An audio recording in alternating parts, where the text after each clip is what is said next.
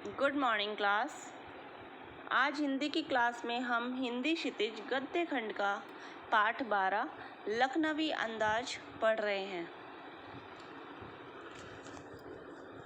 हम स्टार्ट करते हैं पाठ लखनवी अंदाज। इस पाठ के लेखक का नाम है यशपाल। इनका जन्म हुआ 1903 में। जैसा कि मैं आपको कल भी बता चुकी हूँ लेखक के बारे में, और मैंने पाठ का सार भी आपको थोड़ा सा समझाया भी था, तो आज मैं उसे विस्तार से आपको बताऊंगी। ठीक है, तो इनका जन्म कब हुआ था? 1903 में हुआ। पंजाब के फिरोजपुर छावनी में हुआ। इन्होंने शुरू में प्रारंभिक शिक्षा जो इन्होंने की वो कांगड़ा, ठीक है, कांगड़ा से की, और उसके बाद में लाहौर के नेशनल कॉलेज से इन्होंने बीए किया। वहाँ पर ये भगत सिंह और सुखदेव से मिले। जब भगत सिंह और सुखदेव से ये मिले तो भगत सिंह और सुखदेव, जैसा कि हम सभी जानते हैं कि वे क्रांतिकारी नेता थे, तो उनसे जब ये मिले तो ये भी क्रांतिकारी धारा से जुड़ गए, और जुड़े इस कारण से इन्हें कई बार जेल भी जाना पड़ा, और फिर इनका सन 1976 में देहांत हुआ। इनकी मृत्यु सन 1976 में हुई।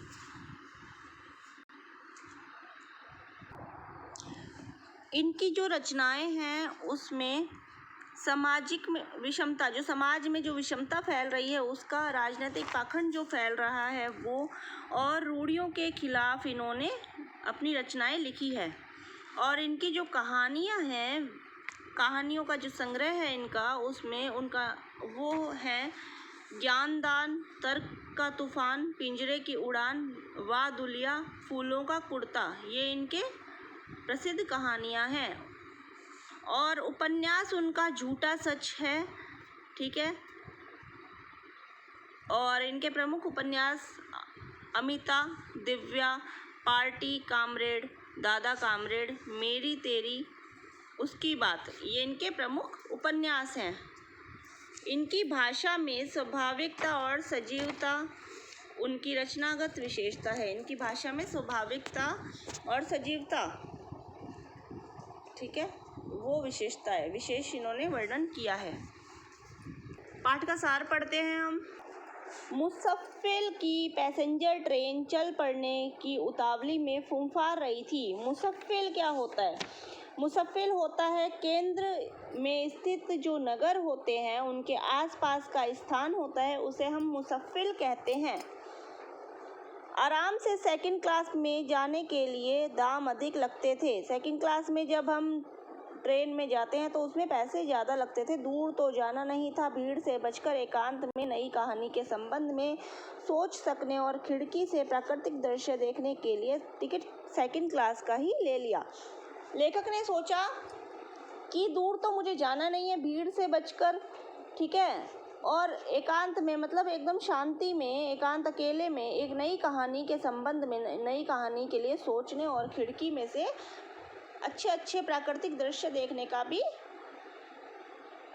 मौका मिलेगा, इसलिए उन्होंने टिकट कौन सा लिया? सेकंड क्लास का ले लिया। गाड़ी छूट रही थी। सेकंड क्लास में एक छोटे डिब्बे को खाली समझकर जरा दौड़कर उसमें ही चढ़ गए।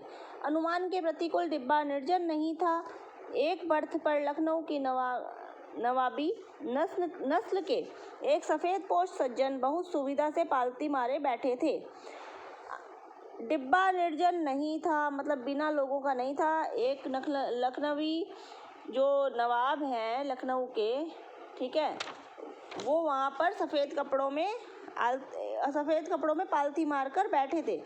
सामने दो ताजे चिकने खीरे तौलिए पर रखे थे। डब्बे में हमारे सहसा कूद जाने से सज्जन की आंखों में एकांत चिंतन में विघ्न का असंतोष दिखाई दिया। मतलब डिब्बे में अचानक से, जब लेखक कहते हैं कि जब मैं गया तो उनकी, जब जो वो नवाब बैठे थे उनकी आंखों में मुझे क्या लगा? एकदम चिंता का, विघ्न मतलब परेशानी, बाधा का संतोष दिखाई दिया।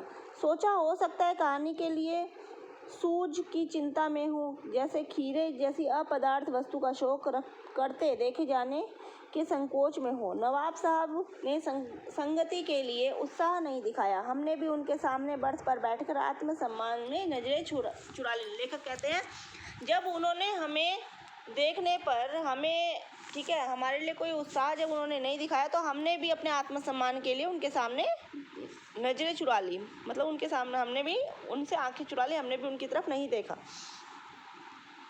खाली बैठे कल्पना करते रहने की पुरानी आदत है। नवाब साहब की असुविधा और संकोच के कारण का अनुमान करने लगे। संभव है नवाब साहब ने बिल्कुल अकेले यात्रा कर सकने के अनुमान में किफ़ायत के विचार से सेकंड क्लास का टिकट लिया हो। ये लेखक कहते हैं कि नवाब ने बिल्कुल, जो नवाब साहब थे उन्होंने अकेले यात्रा, मतलब अकेले ट्रेन में यात्रा करने के सोच से कि सेकंड क्लास का टिकट खरीद लिया होगा।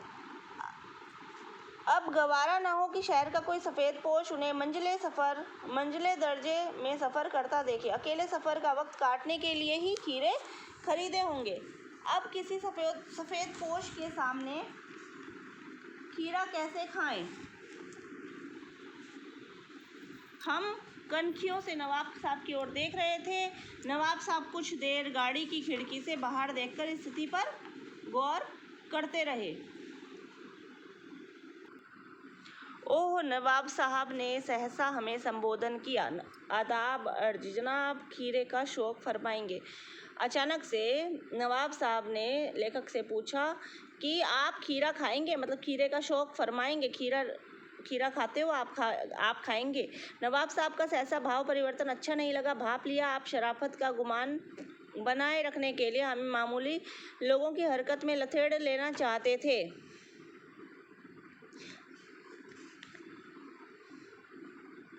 शुक्रिया किबला शौक फरमाए। जवाब दिया शुक्रिया किबला शौक फरमाए, मतलब शुक्रिया, और लेखक ने मना कर दिया। नवाब साहब ने फिर पल भर एक खिड़की से बाहर देखकर गौर किया और खीरों के नीचे रखा तौलिया झाड़कर सामने बिछा लिया। सीट के नीचे लोटा उठाकर दोनों खीरों को खिड़की के बाहर धोया और तौलिए से पोंछ लिया। जेब से चाकू निकाला, दोनों खीरों के सिर काटे और गोदकर झाग निकाला। जैसे हम खीरों को काट के उसके झाग निकालते ना, वैसे नवाब साहब ने क्या करा, पहले तौलिया लिया, तौलिए को फैलाया, उसके बाद खीरा खिड़की से बाहर धोया, फिर तौलिए से पोंछ लिया, पोंछने के बाद चाकू निकाला और उन्हें काटकर झाग निकाला। फिर खीरों को बहुत एहतियात से छीलकर फांकों को करीने से तौलिए पर सजाते गए। तो एहतियात क्या होता है बेटा? सावधानी। जब हम सावधानी बरतते हैं ना किसी चीज़ के लिए, सावधानी से उन्होंने खीरों को काटा, ठीक है, ये इसमें बताया है। फिर तौलियों पर खीरों को सजाया। लखनऊ स्टेशन पर खीरा बेचने वाले खीरे के इस्तेमाल करने का तरीका जानते हैं। ग्राहक के लिए जीरा मिला नमक और पीसी हुई लाल मिर्च की पुड़िया भी हाजिर कर देते हैं। नवाब साहब ने बहुत करीने से खीरों की फांकों पर जीरा मिला नमक और लाल मिर्च की सुर्खी बुरक दी, मतलब उन्होंने खीरा काटा और खीरों पर नमक और जीरा नमक मिला के और लाल मिर्च बुरक दिया, मतलब डाल दिया। उनकी प्रत्येक भाव भंगिमा जबड़ों के कारण स्पष्ट था।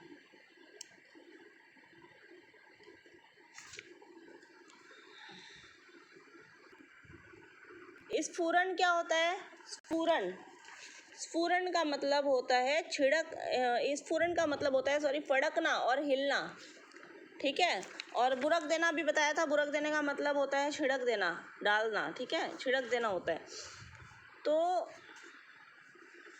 उस प्रक्रिया में उनके मुख खीरे की रसास्वादन की कल्पना से प्लावित हो रहा था। मतलब जो ये प्रक्रिया है, मतलब वो काट रहे थे खीरों को और नमक मिर्च जब डाल रहे थे तो उनके मुंह में पानी आ रहा था, उनके मुंह में खीरों को खाने का स्वाद आ रहा था। हम कनखियों से देखकर सोच रहे थे मियाँ रईस बनते हैं, लेकिन लोगों की नज़रों से बच सकने के ख्याल से अपनी असलियत पर उतर आए हैं। मतलब हम देखकर सोच रहा, मतलब लेखक कहते हैं कि मैं देखकर ये सोच रहा था कि यह रईस बनते हैं, मतलब कि नवाब है वो लखनऊ के, ठीक है, वो दिखा रहे थे कि हम कितने रईस है। लेकिन लेखक समझ गए थे, क्योंकि उनके मुंह में जब पानी आया तो समझ गए कि कितने रईस है। नवाब साहब ने फिर एक बार हमारी ओर देख लिया। वल्लाह शौक कीजिए, लखनऊ का बालम खीरा है, नवाब साहब ने देखकर बोला कि लीजिए, लखनऊ खाइए, लखनऊ का बालम खीरा है, आप खीरा खा लीजिए। तो नमक मिर्च दिए जाने से ताजे खीरे की पनियाती फांके देखकर उनके मुंह में जरूर आ रहा था, लेकिन इनकार कर चुके थे। आत्मसम्मान निभाना ही उचित समझा, उत्तर दिया, शुक्रिया।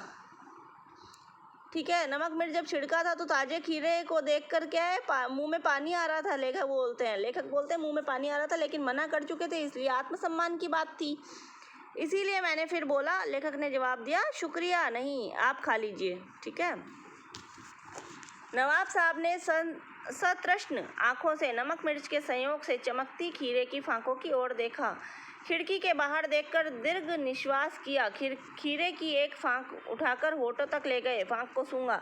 ये बोलते हैं कि नवाब साहब खीरे की फांक को होठों तक ले गए, फिर उन्होंने सिर्फ सूंघा और सूंघकर क्या करा, बाहर फेंक दिया।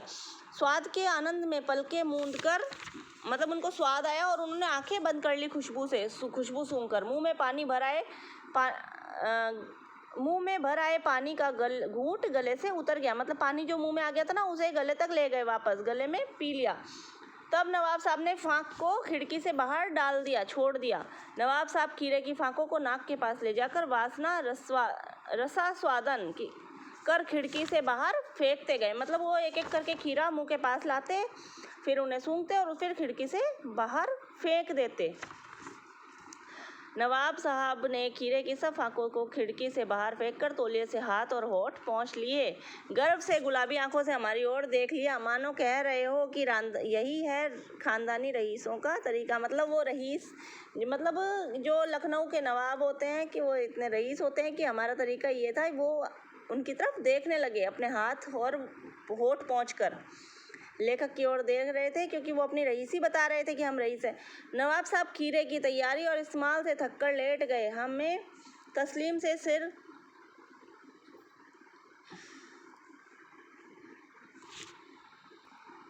खम कर लेना पड़ा। यह है खानदानी तहजीब, नफासत और नजाकत। हम गौर कर रहे थे खीरा इस्तेमाल करने के इस तरीके को खीरे की सुगंध और स्वाद की कल्पना से संतुष्ट होने का सूक्ष्म, नफीस, एब्स्ट्रैक्ट तरीका जरूर कहा जा सकता है, परंतु ऐसा एब्स्ट्रैक्ट क्या होता है, सूक्ष्म, जिसका भौतिक अस्तित्व नहीं होता, छोटा सा, ठीक है, छोटा तरीका।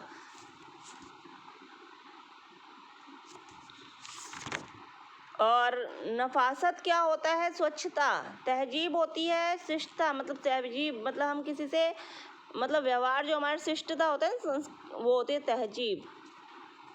नफीस होता है बढ़िया।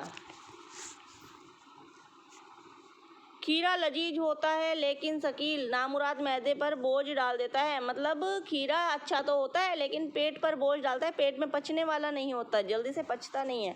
ज्ञान चक्षु खुल गए, पहचाना, ये है नई कहानी के लेखक।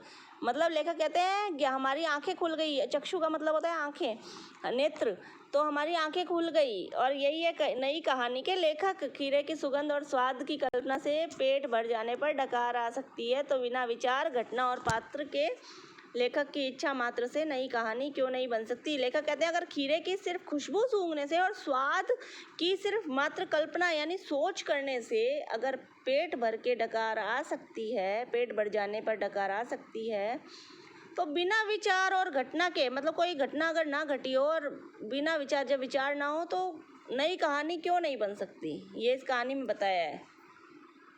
इस कहानी में नवाब की झूठी शान और शौकत के बारे में वर्णन किया है कि लखनऊ के नवाब की झूठी शान शौकत के बारे में इस कहानी में बताया है।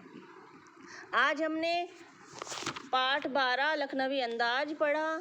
इससे आगे का हम नेक्स्ट क्लास में करते हैं। Thank you so much.